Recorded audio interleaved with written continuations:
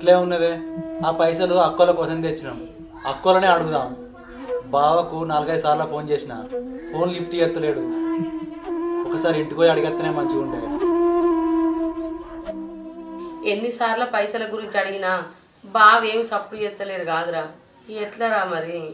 సప్పుడు చేయకుంటే ఎట్లనే ఊళ్ళే పైసలు కట్టకుంటే మనం మానం పోతుంది మానం పోతే ఇంకేముందే పానం పోయినట్టే ఎట్లానే చేసి బావని పైసలు అడగత్తరా నేను పోయి నువ్వు వద్దు బిడ్డ నువ్వేనవనుకో ఆయన మాటకు ఆయన కోపానికి మాట మాట పెరుగుతుంది నేనే పోతా బతిలాడో బావాడో పైసలు పట్టుకుని వస్తుంది బిడ్డ